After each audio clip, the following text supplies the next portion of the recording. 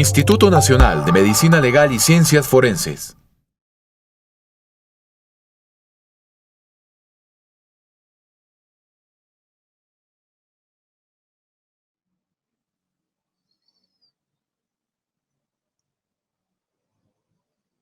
Muy buenos días para todas y para todos. Es un verdadero honor muy grato haber recibido y haber podido aceptar la muy gentil invitación que se me ha hecho para compartir con ustedes algunas inquietudes y reflexiones sobre un tema que es perfectamente pertinente en los tiempos actuales del quehacer forense y judicial en nuestro país, en este 22º Congreso Nacional y quinto Congreso Internacional de Medicina Legal y Ciencias Forenses. He recibido la invitación para expresar mis opiniones sobre el tema referente a la valoración de la prueba pericial dentro del proceso penal. El tema me motiva en lo fundamental el interés que siempre me ha despertado la necesidad cada vez más influyente, más necesaria de la prueba pericial para que la justicia colombiana tome las mejores decisiones posibles dentro de un caudal infinito, a veces que avasalla la capacidad de los administradores de justicia por tratar de resolver la demanda inmensa de este servicio público en nuestro país. La prueba pericial era una prueba que no tenía una presencia muy notoria en épocas anteriores de los sistemas penales colombianos, básicamente durante la vigencia, durante más de 60 años, de un sistema procesal de tendencia inquisitiva. Para llegar a este punto es necesario dar 3 pasos atrás. A ver, la prueba que actualmente rige nuestro sistema procesal penal, que se reconoce por la doctrina y por los pronunciamientos jurisprudenciales como de tendencia acusatoria, es la prueba fundamental, es la testimonial. Y lo es por la naturaleza misma del esquema de este tipo de procedimiento, que se hace consistir en un intercambio inteligible de argumentos válidos entre pares, es decir, entre personas que no guardan entre sí una condición de superioridad y de este modo, mediante un método dialéctico,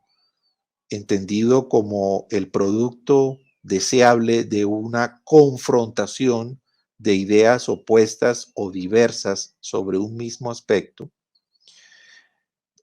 le permiten finalmente al juez en la sentencia declarar la ocurrencia de unos hechos y la correlativa aplicación de las normas legales a la solución de este caso. Es decir, lo fundamental aquí es la consolidación de cuál es el hecho del caso. Y en la construcción de ese hecho del caso, la prueba fundamental, repito, es la prueba testimonial. Y la mejor evidencia de esta afirmación que estoy haciendo es que aún las otras pruebas reconocidas como tales por la propia ley, por la Constitución política y la doctrina, entran en voz o de la mano de un testigo. Por ese motivo, reitero, el punto de partida de esta charla es reconocer que la prueba fundamental en el actual proceso penal colombiano de tendencia acusatoria es la prueba testimonial. Muy bien. A partir de este hecho, la pregunta necesaria es entender qué es lo que trae el testigo al proceso para que tenga tanta importancia que se diga que es este el medio a través del cual se reconoce la legitimidad de las decisiones que toman los jueces y los tribunales que administran justicia en Colombia. Lo que traen ellos, los testigos, son declaraciones y estas declaraciones tienen una pretensión, un algo deseable que es la afirmación de la ocurrencia de un hecho que se entiende como un acontecimiento objetivo, es decir, que ocurre fuera de la persona, pero que la persona percibe a través de cualquiera de sus 5 sentidos, lo interioriza, le da un significado a nivel mental y se produce un proceso de recordación, de memoria de ese evento. Lo que el testigo declara entonces ante el juez o ante el tribunal no es el hecho mismo, sino la recordación, la rememoración de ese hecho, lo cual es diferente. Muy bien. Esto refiriéndome a un testigo que se denomina un testigo presencial, siendo la prueba testimonial la única prueba en que se basa el desarrollo del proceso penal colombiano de tendencia acusatoria, implica que hay una variedad muy amplia de categorías, de clasificaciones, de énfasis en cómo se debe entender la prueba testimonial. Entonces está el testigo presencial, está el testigo víctima, está el testigo procesado, está el testigo policía judicial, está el testigo de acreditación, está el testigo experto, está el testimonio adjunto y está el testigo perito, que es el tema que concita nuestra conversación del día de hoy. Esto implica que este testigo perito primero no haya presenciado los hechos que son objeto del juicio, porque si lo hizo, ahí hay una dificultad epistemológica sobre si lo que el testigo perito va a traer al juicio es una verificación especializada que él hace de un aspecto complejo que requiere su intervención para precisamente descomponer los elementos de ese alto nivel de complejidad para tornarlo más claro, más sencillo, más comprensible para quienes dentro del proceso no tienen ese nivel de formación especializada. Entonces, el primer elemento significativo para la prueba testimonial es que el perito no haya sido testigo presencial del hecho. Si una persona experta presenció el hecho, puede declarar en el proceso, pero no como perito, sino, como lo dice su nombre, como un testigo experto, porque al hecho que presenció sensorialmente, él puede enriquecer su declaración agregándole opiniones o valoraciones que no son propias, sino de quien tiene un conocimiento profundo, especializado sobre un aspecto que se relaciona directamente con los hechos que presenció. Entonces, ese es un testigo experto que es enteramente diferente de lo que se entiende por un testigo perito. El testigo perito, entonces, dentro de este modelo procesal, es una persona a quien se le hace una solicitud para que él aplique su conocimiento experto a un aspecto complejo que es objeto del juicio,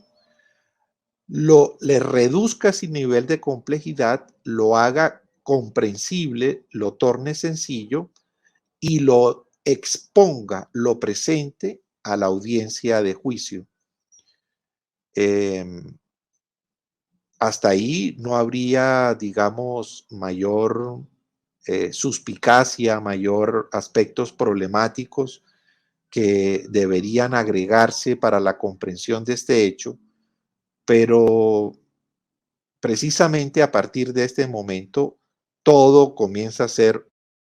un poco más difícil. 2 pasos atrás. Esto implica este entendimiento de la prueba pericial al interior del proceso penal de tendencia acusatoria. Esto implica hacer una consideración previa necesaria. Antes de la existencia de esta forma particular de administrar justicia penal en Colombia, que se trajo a través del Acto Legislativo 03 del año 2002 y que luego se desarrolló a través de la Ley 906 de 2004, antes existían unas estructuras procesales penales que tenían un énfasis o una naturaleza de carácter inquisitivo. En esa época, estoy hablando de la Ley 95 del año 36, hay un código penal nuevo, que es un código penal que se elabora a partir de un conocimiento sustantivo del derecho penal traído desde Italia, en donde se había desarrollado una escuela del derecho penal que se denomina una escuela positiva de un carácter peligrosista, en cuanto a que el peligrosismo generaba lo que se denominan la definición de unos estados predelictuales basados en un análisis de las características morfológicas o físicas de las personas, en donde se establecía que el delincuente nacía haciéndolo y que si hasta ese momento histórico determinado no había delinquido, lo iba a hacer posteriormente. Y entonces quedaba ubicado dentro de un modelo que se llama conductas predelictuales, que aún así le permitían al Estado intervenir la vida de esas personas, sometiéndolas a unas medidas de protección de la sociedad frente a esa persona, incluyendo el encarcelamiento. Esta escuela de derecho penal, de un componente de teoría del delito o sustantivo, tuvo un desarrollo en Colombia 2 años después mediante la Ley 94 de 1938. Este Código de Procedimiento Penal era un código típicamente inquisitivo, teniendo en cuenta que lo inquisitivo y lo peligrosista de la escuela positiva italiana se llevaban magníficamente, teniendo en cuenta que hay muchos elementos característicos, pero el elemento procesal esencial de esa particular forma de traer la verdad a la solución judicial de los casos penales se basaba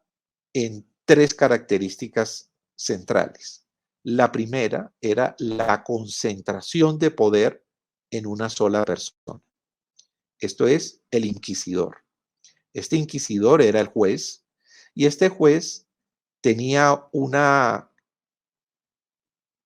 digamos, una acumulación total de poderes desde el ejercicio de la acción penal, es decir, él decidía si se abría o no un proceso, si ese proceso se abría en etapa de indagación o directamente como un sumario, él decidía a quién vinculaba, citaba a esa persona o podía ordenar su captura para que esa persona rindiera indagatoria. Esta indagatoria la recibía este mismo juez. Eso significa que él era quien hacía las preguntas y él después valoraba el mérito de esas respuestas para decidir si detenía o no a la persona que previamente había indagado. A partir de allí, él tenía atribución para decretar las pruebas, para practicar las pruebas,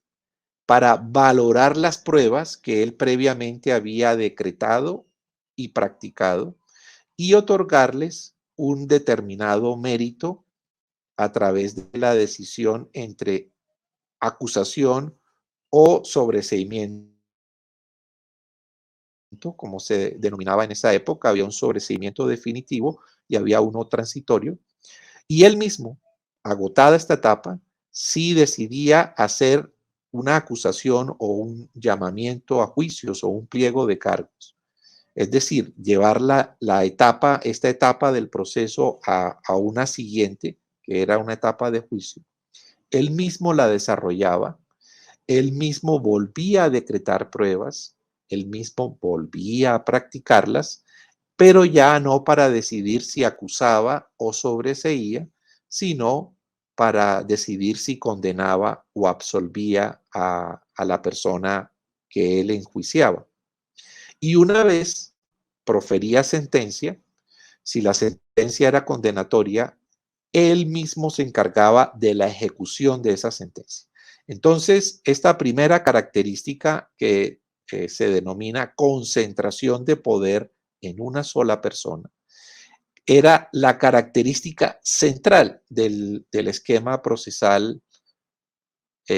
colombiano de tendencia inquisitiva que regía al país desde 1938. Esta condición de los poderes exorbitantes a una sola persona dentro del proceso penal trae una consecuencia epistemológica, porque entonces esta persona tenía que desarrollar una particular relación con lo que se denomina por la filosofía del conocimiento como la verdad. Y esa relación era muy sencilla. Esta persona, inquisidor, tenía que descubrir la verdad. Y esta noción de descubrir la verdad no tiene un valor menor, sino al contrario, un valor central en lo que se considera como la teoría del conocimiento judicial inquisitorial, porque esta verdad es, primero, la idea de que es una verdad anterior a las pruebas que se recaudan para que el competente decida cuál es la verdad. Y entonces esto hacía que este inquisidor fuera el ejecutor de un método de descubrimiento de la verdad de tipo arqueológico, en donde a través de las pruebas que él decretaba, practicaba y valoraba, él lo que hace es quitar lo que ocultaba esa verdad para declararla en la sentencia. Y no es posible este entendimiento de una verdad cosificada de esta manera, es decir, vuelta como un objeto. No es posible entenderlo si no se agrega que a las cualidades de esa noción de verdad se agrega la de que esa verdad era única, de que esa verdad, además de ser única, era una verdad inmutable y de que era una verdad objetiva. La verdad única implicaba que cualquier otra noción de ese mismo hecho que se trajera no era verdadera. Y era una, digamos, una consecuencia necesaria del entendimiento religioso que se le daba a la noción de verdad y al concepto, digamos, casi que clerical del juez como un inquisidor que tenía que precisamente descubrir ese hecho único. Y entonces la noción de un Dios único se traslada al concepto de la verdad como noción única. Esto era problemático porque cuando un juez de primera instancia declaraba la ocurrencia del hecho, entonces se ejercían los recursos y instancias superiores podían hacer un examen de las pruebas y podían llegar a un entendimiento diferente, lo cual implicaba que era susceptible esa verdad de tener varias formas de comprenderse, tanto que la primera instancia podía hacer una declaración de culpabilidad, la segunda instancia podía hacer una declaración opuesta de absolución, de inocencia. Y luego el sistema permitía la intervención de un recurso extraordinario de casación que podía tener una noción de verdad distinta de las dos anteriores. Entonces, si a esto se agregan actualmente la posibilidad de acudir a una tutela contra providencia judicial, siempre surge la expectativa de que pueda haber una cuarta manera de comprender esos hechos. Y si además se puede ir a la Corte Interamericana a provocar una orden al Estado colombiano de realizar un nuevo proceso con un entendimiento distinto de los hechos, ahí puede surgir una quinta forma de verdad. Y si además tenemos un recurso de revisión que en lo fundamental se basa en la posibilidad de que sobrevengan nuevos hechos o pruebas no conocidas durante la investigación, entonces esa verdad única era por lo menos cuestionable porque era posible encontrar durante el curso del proceso varias verdades. Lo segundo, el entendimiento de una verdad inmutable, es decir, que no variaba, también es cuestionable, porque en realidad la declaración de esa verdad dependía en qué momento se recaudaba la prueba. Porque si, como lo dijimos al principio de la charla, lo que el testigo le presenta al juez no es lo que percibió del hecho, sino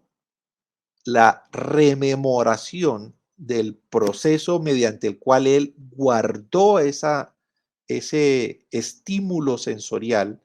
al que le asignó determinados significados en su mente, eh, estéticos, emocionales,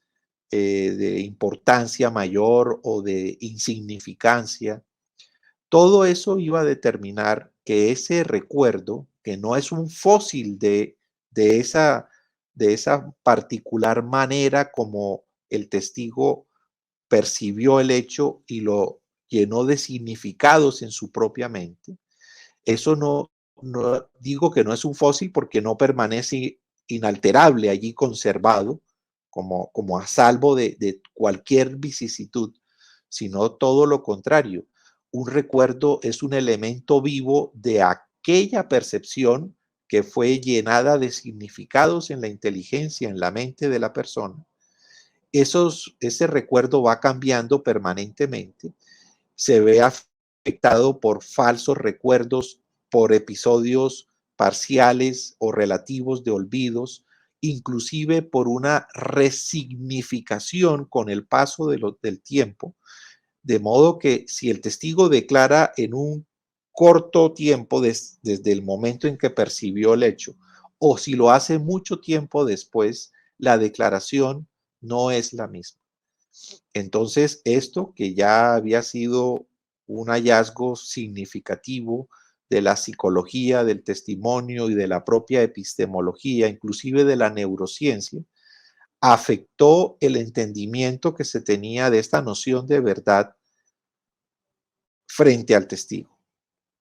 Y por último, la idea de una verdad objetiva también pasó a ser por lo menos cuestionable, porque si se entiende como algo objetivo, algo que ocurre fuera del sujeto y que el sujeto puede percibir sensorialmente, y algo subjetivo como algo que ocurre dentro del sujeto, en realidad lo que ocurre fuera del sujeto, el sujeto lo percibe y lo vuelve interno a él. O sea, todo conocimiento pasa a ser un conocimiento subjetivo. Y esa cualidad que la noción de verdad inquisitiva le estaba otorgando precisamente a esta particular forma de entender los hechos y la verdad que llegaban al conocimiento del juez, todo eso perdió una validez, esa validez absoluta que se le reconocía. Eh, Personalmente tengo varias opiniones sobre lo que acabo de expresar, pero no son el tema de la conversación de hoy, y por eso lo dejo expuesto así de esta manera general para simplemente reivindicar que la idea de verdad obedece necesariamente a un entendimiento, a un compromiso previo epistemológico de quien hace esa definición. Entonces, dentro del proceso judicial inquisitivo, la verdad es una cosa anterior al sujeto que la está eh, tratando de descubrir, y ese descubrimiento se hace a través de medios probatorios que dependen completamente del juez, quien actúa a manera de un inquisidor, es decir, con atribuciones absolutas de hacer ese descubrimiento. De modo que el cambio de sistema procesal es importante, entre otras razones, porque ya el ejercicio del poder dentro de la actuación judicial no obedece a una concentración de atribuciones en una sola persona, sino exactamente en lo contrario, en la separación de roles que se hacen entre quien investiga, que es un grupo de personas diferente de quien acusa, que es la fiscalía. La investigación se hace a través de la policía judicial con el apoyo de testigos en todas las variedades que ya hemos mencionado, incluido el perito. Ese grupo de personas que es distinto a quien hace la acusación, que es la fiscalía, a su vez es distinto de quien hace la investigación a nombre de la defensa, que son investigadores particulares con peritos particulares, peritos oficiales a los que la ley le permite a la defensa acudir también en apoyo del ejercicio de sus propias atribuciones defensivas. El rol del defensor propiamente, que es quien acude al escenario del juicio para participar en él y traer elementos de conocimiento al juez, que todos estos son personas distintas del juez, quien no tiene atribuciones ni investigativas, ni de acusación, ni de investigación defensiva, ni de defensa, sino que se reivindica la condición de un juez imparcial. Y a esa imparcialidad se le agregan otras virtudes, digamos, en un plano estrictamente teórico, que pueden ser la objetividad y que puede ser la neutralidad. Entonces, eh, este juez, que se denomina juez de conocimiento dentro de un esquema distinto, que tiene una pretensión de ser un modelo procesal acusatorio, el entendimiento de la verdad ya no es igual al que se predicaba dentro de un esquema procesal inquisitivo. Este es un concepto de verdad que no se descubre, sino que se construye dentro del mismo proceso. Y eso cambia absolutamente todo. Ya no hay concentración de poderes en una sola persona, sino que hay una desconcentración y estas varias personas que tienen ese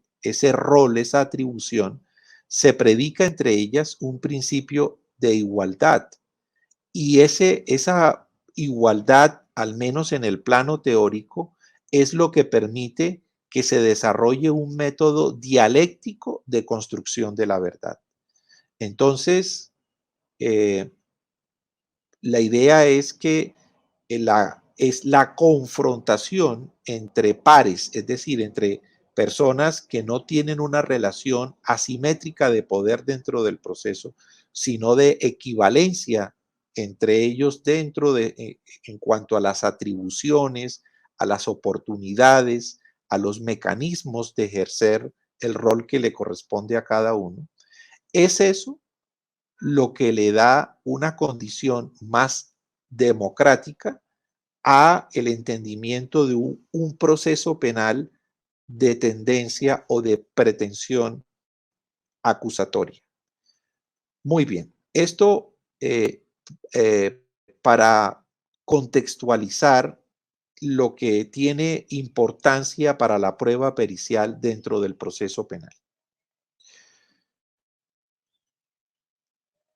El modelo de investigación que actualmente existe en Colombia es un modelo que fue desarrollado precisamente en vigencia del sistema procesal anterior, en donde hay policía, una policía judicial que sale a la calle a tratar de establecer los hechos que tienen importancia para un proceso penal. Cuando esos hechos generan o tienen eh, una condición compleja de comprensión, entonces los elementos materiales de ese hallazgo se traen por esa policía al conocimiento de unos peritos. Estos peritos no tienen una disponibilidad inmediata, entonces esas evidencias se deben conservar en un almacén de evidencias que en principio deberían garantizar no solo la mismidad del elemento material, sino además su propia integridad, es decir, que no sufra alteraciones en relación a cómo fueron hallados en la escena o donde fueron recaudados por esta policía a cuando llegan al laboratorio, al alcance del desarrollo del trabajo que hace el perito para descomponer, para reducir esos niveles de complejidad, de mayor complejidad, a un nivel de comprensión sencilla que quienes no tienen esa formación puedan utilizarla como elemento para llegar a una decisión judicial vinculante, válida, legítima. Esta condición del modelo de investigación colombiana está, digamos, superado por el ejercicio que se ha hecho desde otras, eh, en otros países a partir de otros modelos investigativos, en donde la misma persona que recauda el elemento tiene la formación y la capacidad y la disponibilidad científica, técnica, para analizar el elemento casi que en la propia escena y producir resultados más rápidos y más sencillos para el conocimiento de las personas que intervienen posteriormente en la actuación, en este caso la fiscalía, y después cuando la fiscalía presenta estos elementos ante el juez para la decisión de la administración de justicia. Este modelo va en un sentido en donde se está desinstitucionalizando, desformalizando al perito, y son modelos en donde empresas privadas ofrecen y obtienen que las entidades estatales públicas que tienen a su cargo garantizar la prestación de este servicio de, de solución de las investigaciones criminales y la consecuente administración de justicia en esa especialidad. Estas empresas privadas entonces eh, obtienen la vinculación de personas que acreditan las condiciones necesarias para ser estos peritos y ponen a disposición de ellos unos equipos tecnológicos eh, y con una formación y una capacitación de este personal y una actualización y una validación de esos equipos que garantizan que el resultado que se ofrece al tribunal para resolver en justicia el proceso es confiable o digamos tiene un grado razonable de confiabilidad.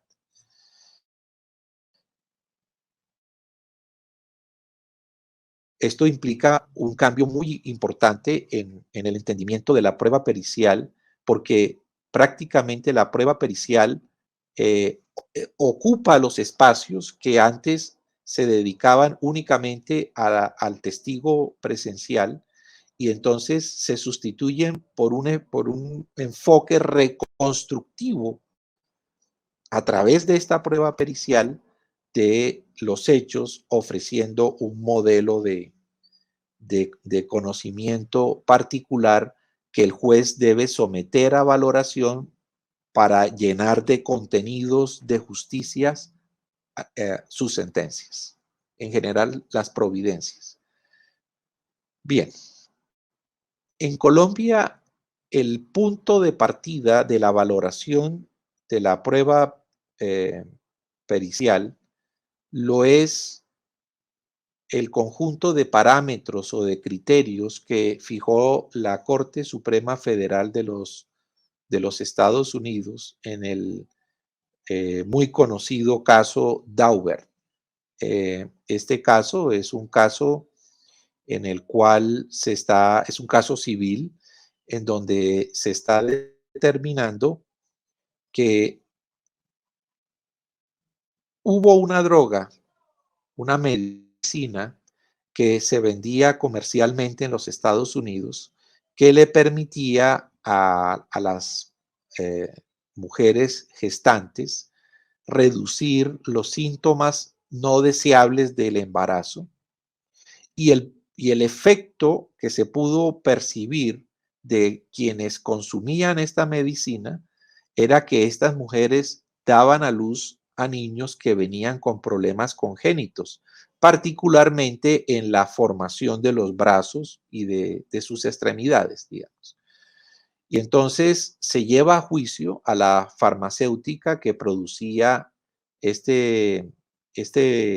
medicina, esta droga, y los varios intentos que se habían hecho por este mismo demandante, Daubert era el apellido del bebé, del niño, digamos, que había sido afectado porque su madre gestante había consumido esta droga y se consideraba que esa droga había determinado las malformaciones congénitas con que este niño había nacido. Los tribunales no encontraban demostrado la relación causal entre la ingesta de esta medicina con las malformaciones congénitas del niño y los apoderados judiciales de esta familia presentan este caso, la Corte Suprema Federal la selecciona y al resolver sobre este caso, crea unos parámetros, crea unas condiciones en las que se fijan unas pautas de admisión de, de las pruebas necesarias para llegar a procurar la demostración de la relación causal entre la ingesta de la medicina con con las malformaciones congénitas en los bebés nacidos de las madres gestantes que habían consumido esta medicina. Esta medicina era el Bendectil. La farmacéutica era una farmacéutica muy poderosa en esa época, Merrell Dow, y el juez ponente en la Corte Suprema de los Estados Unidos, el juez Blackburn, lo que hace es crear en lo fundamental 4 pautas o requisitos para establecer, en el caso de ellos, la admisibilidad de la prueba pericial con estos propósitos. En el caso nuestro, que ya voy a explicar por qué, ya no es un problema de admisibilidad, sino un problema de valoración del mérito demostrativo de la prueba pericial en el caso concreto. Estos elementos se pueden reducir, dijimos que son 4, se pueden reducir en lo fundamental en la refutabilidad de la prueba pericial, es decir, como la posibilidad de contrastar empíricamente las bases fácticas del caso. Esto como primer elemento. Un segundo elemento es si hubo una valoración o una revisión por pares expertos de, de la ciencia o del método particular que se aplicó mediante esta prueba pericial, y esto implicaba la verificación de si esa teoría científica había sido publicada en un medio de difusión. En este caso, en Colombia sería el equivalente a la publicación en una revista indexada, de modo que la teoría se ponga al alcance de otros expertos que pertenezcan a esa comunidad científica. Un tercer elemento que reivindica este fallo de la Corte Suprema de los Estados Unidos es de que la teoría haga explícita el rango de error que,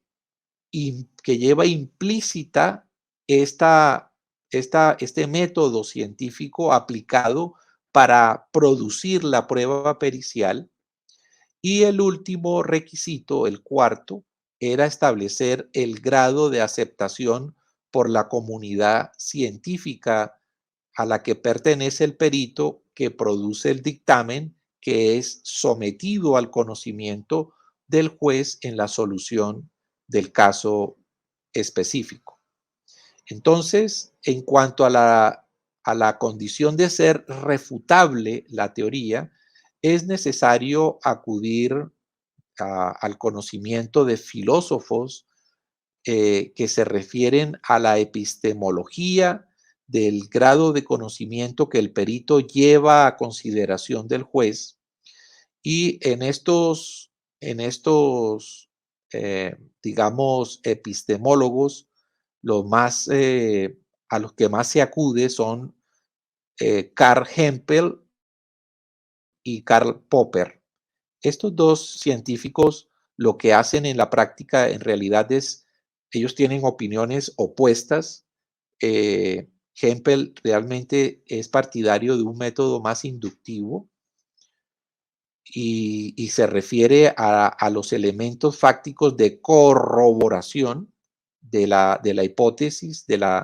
que se plantea como base para someterse a la prueba pericial. En cambio que Popper habla es de la falseación de esa hipótesis, es decir, tiende exactamente a lo contrario, pero en cada caso el perito tiene la obligación de hacer explícita estas dificultades o estos méritos epistemológicos de su propio dictamen, para que el juez lo tenga en cuenta al momento de otorgarle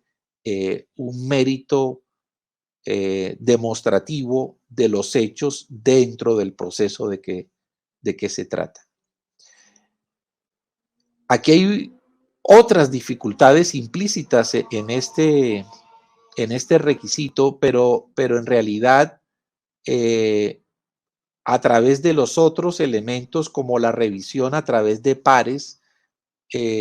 por parte del método científico que se aplicó por el perito para reducir la complejidad del hecho que se le sometió a su consideración, realmente los aspectos problemáticos de esta sentencia que agrego fueron incorporados a las normas de la Ley 906 de 2004, que es el Código de Procedimiento Penal colombiano actual. No define qué son pares. En particular, porque si estuviéramos hablando de una especialidad única, muy bien delimitada, del perito que presenta su dictamen a consideración del tribunal. Por ejemplo, un perito químico forense experto en sustancias psicotrópicas, por ejemplo, uno diría, bueno, no parece tan difícil conseguir pares que se refieran a este tipo de especialidad, pero en realidad cuando se presentan dictámenes que abarcan la integración de varios conocimientos, de varios saberes, simultáneamente como una visión interdisciplinar, inclusive algunas veces visiones holísticas en la solución de la prueba pericial, es mucho más complicado poder cumplir o satisfacer esta exigencia que se hace por la Corte Suprema Federal de los Estados Unidos sobre la revisión por pares, o cuando se habla de la publicación de esta teoría para exponer esta construcción teórica a otros expertos de este saber. Uno no sabe a qué tipo de publicación se refiere. Las revistas indexadas, todos sabemos, tienen distintos grados y depende de la posibilidad de que estas revistas sean accesibles o circulen, y tampoco se sabe esos pares que vienen a conformar una comunidad científica, a qué ámbito se deben remitir, si es un ámbito local, si es un ámbito regional, si es un ámbito nacional, si es un ámbito hemisférico o un ámbito mundial, o qué pasa con las instituciones, con las agremiaciones que agrupan a otros expertos de ese mismo saber, si todos ellos deben tener este acceso en esa publicación o no. Eso no lo define ni la ley, ni lo define la sentencia en el caso Dauber, ni lo definen los doctrinantes tampoco en este momento, de manera que queda a consideración individual del juez en cada caso cómo valora la satisfacción de esta exigencia en este caso particular. Respecto al rango de error, la norma en la ley penal colombiana tiene el mérito de exigirle al perito que él pueda identificar si el dictamen que él está dando corresponde a un dictamen con fines de orientación del conocimiento como una aproximación al hecho de que se trata, o si está ubicándose dentro de una teoría que permite una probabilidad de que el hecho haya sido o que no haya sido, y en qué porcentaje de probabilidad para que el juez pueda adecuarlo de acuerdo a la teoría del conocimiento judicial, si se trata de una inferencia razonable, si se trata de una probabilidad de verdad o si se trata de un conocimiento más allá de toda duda razonable para que el juez pueda basar en él de un modo legítimo una sentencia judicial. Y obviamente, un punto de partida que ya tiene decantada la epistemología y en lo fundamental la filosofía del conocimiento, es que eso que nosotros llamamos certeza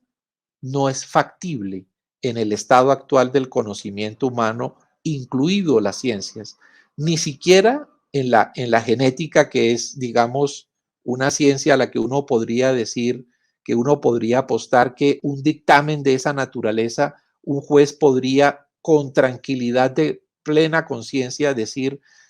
yo voy a basar mi decisión en el dictamen de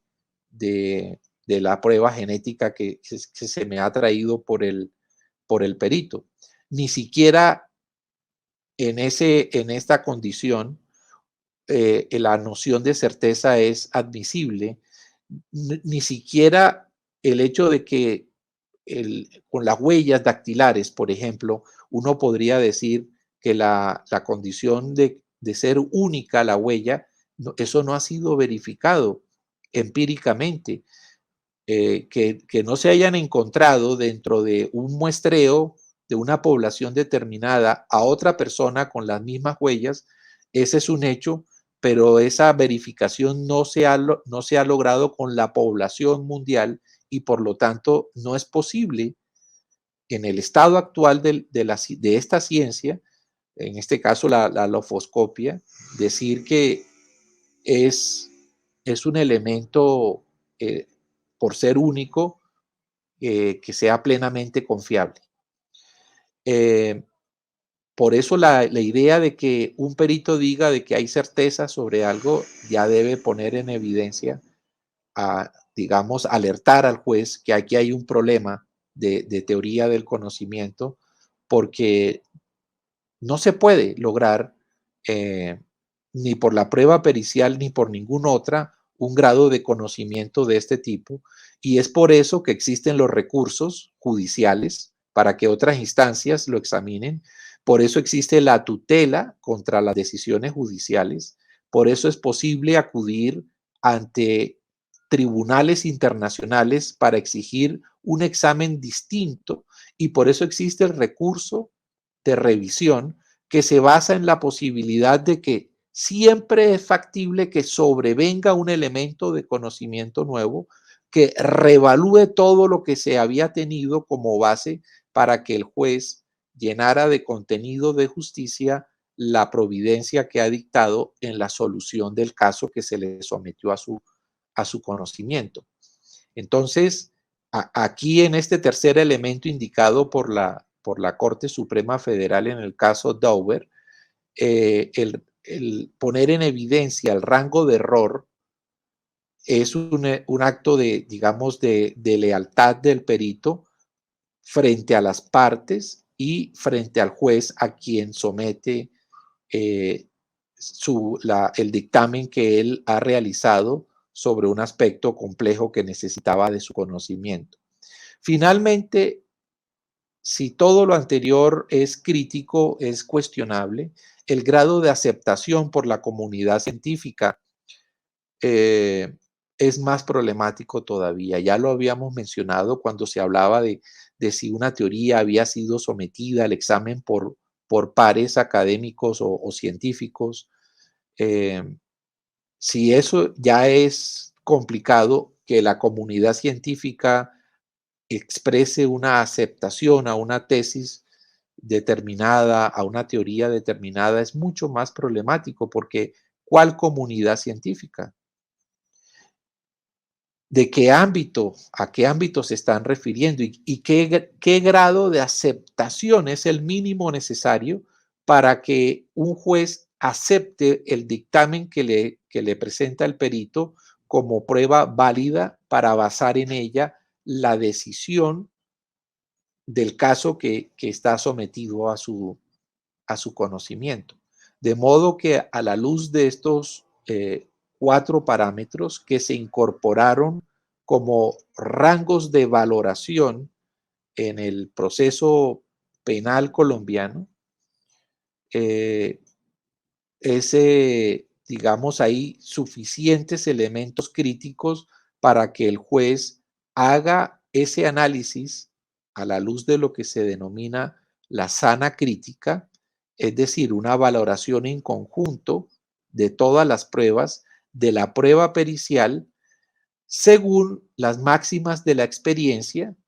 según las reglas de la lógica formal y a la luz de los principios de la ciencia que dentro de la cual el perito es un experto y ha realizado un dictamen que sometió a consideración del juez. Hace un instante yo les dije que en estos parámetros en Estados Unidos se estudian como reglas de admisión de la prueba. En Colombia no, son elementos de valoración de la prueba. Me explico. La admisión es anterior a la práctica de la prueba y la valoración es posterior a la práctica de la prueba. ¿Por qué allá es anterior a la práctica y por qué en Colombia es después de la práctica de la prueba? Por una razón muy sencilla. Y con esto termino. El sistema de justicia norteamericano está basado en los veredictos que emiten un jurado de personas legas, es decir, que no tienen una formación previa en derecho y que no tienen además la obligación de exponer razonada y explícitamente los motivos por los cuales llegan a determinada decisión. Y en realidad todas estas exigencias son previas para ellos como una manera de proteger a estos jurados de que no vayan a incurrir en la idea de que porque un perito lo dice es fatalmente es así el hecho de que se trata.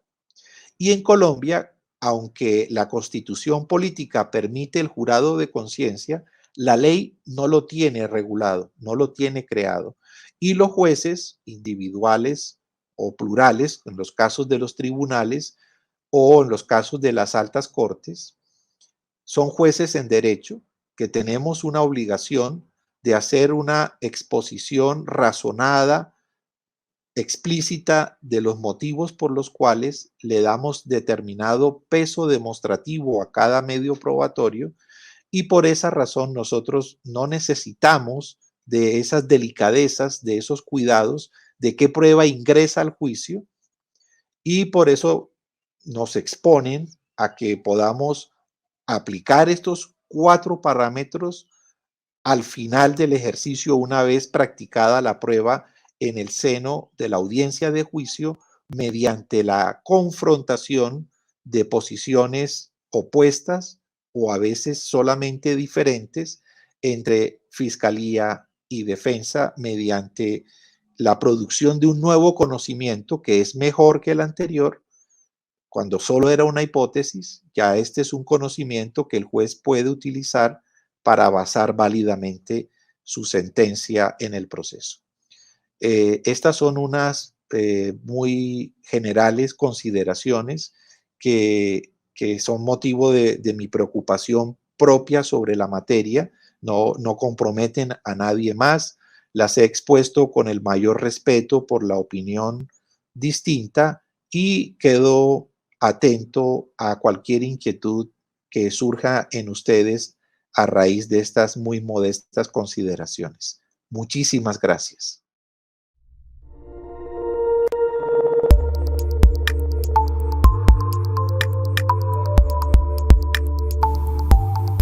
Instituto Nacional de Medicina Legal y Ciencias Forenses.